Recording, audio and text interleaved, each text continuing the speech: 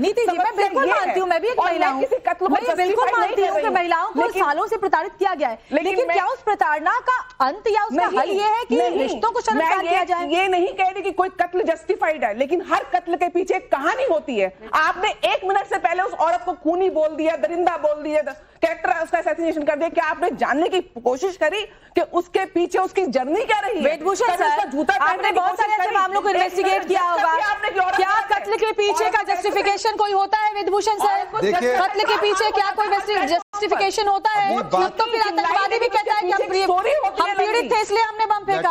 आप मुझे बताइए वेदभूषण सर। महिला प्रथम है, महिला प्रथम होती तो महिला इतनी प्रताड़ित नहीं होती। तो मैं आपको मौका दे रहा हूं, प्लीज आप ही करिए। नहीं आप बोलिए वेद जी, जो मेरा सवाल है आप उसको जवाब दीजिए। क्या इस देश की सबसे बड़ी अदालत ने अभी गाइडलाइंस जारी करी हैं, इसी बारे में जारी किए हैं।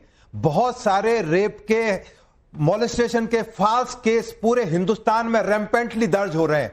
सुप्रीम कोर्ट को इंटरवीन करा। आप बोलिए, आप बोलिए सर, आप बोलिए, उनको फिनिश करें। मैं जी को फिर नहीं, मैं चिल्पा वाला आदमी नहीं हूं, मैं चिल्पा वाला नहीं हूं, चिल्पा नहीं, ये दिख रहा है। मैंने बात बोली, बोलिए आप चुप रहो, बोलिए आप ही बोलिए, आदमी अपनी बात रखता है तो वो आदमी प्रताड़ित हो रहा है। औरत जब अपनी बात रखती है तो वो संस्कार ठीक है, हो गया। अब इसका जवाब दीजिए। संस्कार तो वो चिल्ला रही है आपकी बात। अरे मेरी चिल्लाहट के पीछे मेरी दर्द देखो, मेरी जर्नी देखो। तो दर्द है, आदमी तो आदमी का तो बॉडी है, आदमी की तो ब्रेन है, औरतों के पास है। अरे दबाने को क्या होता है? आदमी की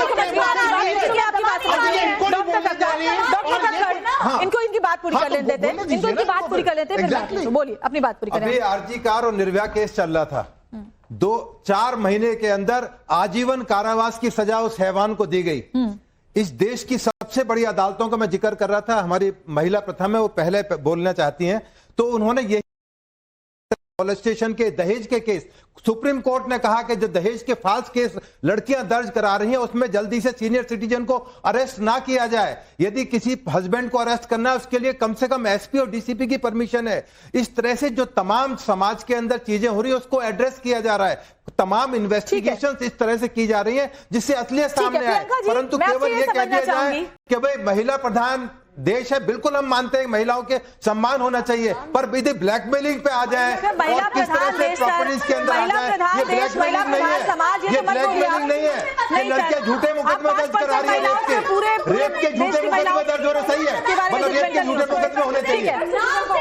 बहुत बड़ी अच्छी आर्गुमेंट आपने दिया कि रेप के मुकदमे सही है, रेप के मुकदमे झूठे होने चाहिए। रेप के दर्ज कराओ, प्रियंका जी को बोल दीजिए। श्वेता जी, अयोध्या में पीछे एक 64 साल के बुड्ढे ने 12 साल की बच्ची का रेप किया और उसके बाद मेरे पास डिबेट में ये क्वेश्चन आ रहा था कि उसकी तो उम्र इतनी थी, वो कर क्या सकता था। मैं ये बोलती हूँ कि महिलाओं के कपड़ों को लेकर, मानसिकता, महिलाओं के कपड़ों को लेकर सवाल उठते हैं, महिलाओं के रात को बाहर जाने को लेकर सवाल उठते हैं, बिल्कुल नहीं होंगे।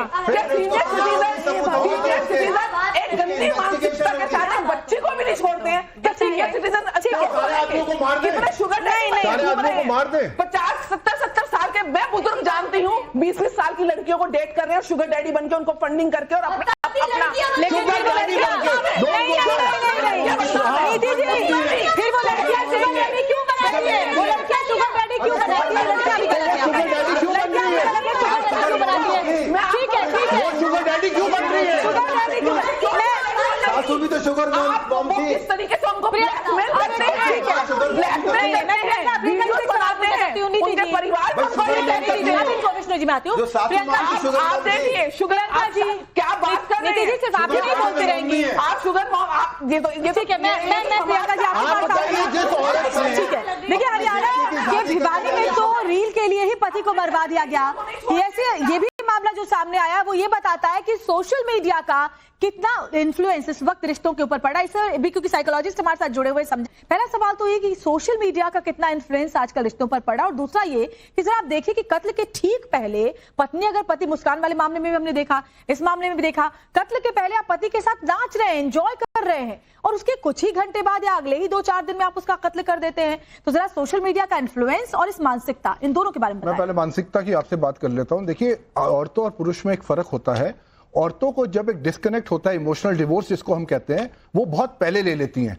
बट वो नॉर्मली अपने हस्बैंड को, उनको पता भी नहीं चलता हस्बैंड को। जैसे आपने मुस्कान वाला केस की बात करी, तो वहां पे वो डांस भी कर रही है 2-3 दिन पहले, बच्ची भी साथ में है।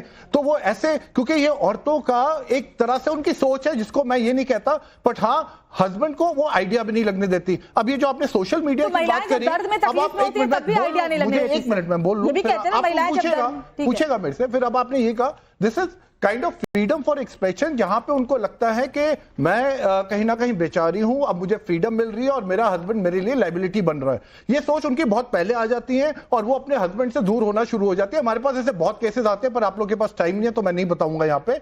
उसके बाद जब वो डिस्टेंस आना शुरू हो जाते हैं, उसके बाद they start searching, they start planning और प्लॉटिंग, और इसको हम साइकोलॉजी में कहते हैं anti social personality disorder. Sir ये जेंडर से हटकर ये आपकी क्रिमिनल मानसिकता ज्यादा है, क्योंकि वो महिलाओं से जुड़ा मामला है, इसलिए आप शायद महिलाओं को समझिए। ये जो क्रिमिनल मानसिकता है ना, जिस तरह चीजें आ रही है, ये बहुत जल्दी स्प्रेड होती है और ये न्यू नॉर्म बन जाता है, जिसको हम साइकोलॉजी में कहते हैं एक शेयर्ड साइकोसिस का पार्ट होता है। अगर आप देखिए इतने सारी चीजें जो हो रही हैं आज की डेट में वुमेन एम्पावरमेंट के नाम पे, कहीं ना कहीं वो भूल गई। अब मैं देखिए, अब आपने वो जो दामाद वाली बात करी उस लेडी की, उस लेडी ने जब उससे पूछा गया, उसने कहा मैं बेचारी इतने सालों से पेंट अप फीलिंग्स थी, कुछ नहीं हो रहा था मेरी जिंदगी में, तो उसने अपनी बेटी तक को धोखा दे दिया।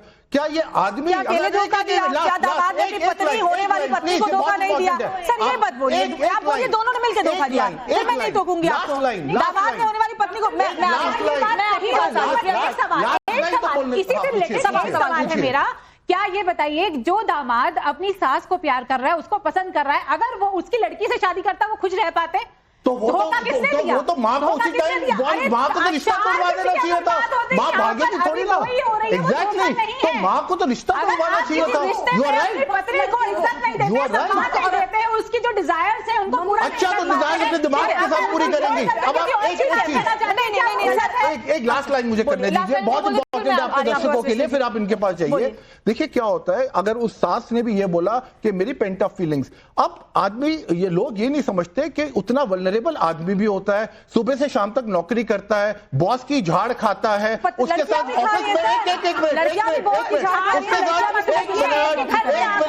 उसके साथ ऑफिस के अंदर इमोशनल ट्रॉमा या लोनलेस होना, एक एक करके बोले, और फिर किसी को नहीं सुनाई देगा, क्या फायदा शो का? हाँ, उसके साथ भी इमोशनल ट्रॉमा होता है, उसके ऊपर भी बहुत सारी लायबिलिटी होती है, और उसके बाद उसकी वाइफ एक्सपेक्ट करती है कि इमोशनल काउंटेनेंस मिले, इमोशनल सपोर्ट मिले। अब आदमी घर चलाए, कमाए, विष्णु जी, इन्होंने कहा कि पति सब कुछ करे, डांट खाए, बाहर कमाए, महिलाओं का सपोर्ट चाहिए। तो भैया महिलाओं ने ठेका ले रखा है कि तुमको ताऊ में हम सपोर्ट देते रहेंगे। महिलाएं भी तो बाहर जाती हैं, वो भी तो काम करती हैं, महिलाओं को भी तो सपोर्ट की जरूरत है। क्या विष्णुप्रिया, मेरा सवाल आपसे ये है कि क्या एक दूसरे को सपोर्ट करने की जिम्मेदारी सिर्फ महिलाओं की है या दोनों को करना चाहिए? और इसके अलावा क्या पहले भी ऐसे मामले होते रहते थे? अब क्योंकि महिलाएं ज्यादा वोकल हो गई अपनी चाह को लेकर, अपनी इच्छाओं को लेकर के, इसलिए ये मामले आ रहे हैं सामने? देखिए, अभी मैं इनकी बात सुन रही थी और मुझे लगता है शो ही गलत में आ गए, इतनी हिपोक्रेट बात कर रहे हैं, इतनी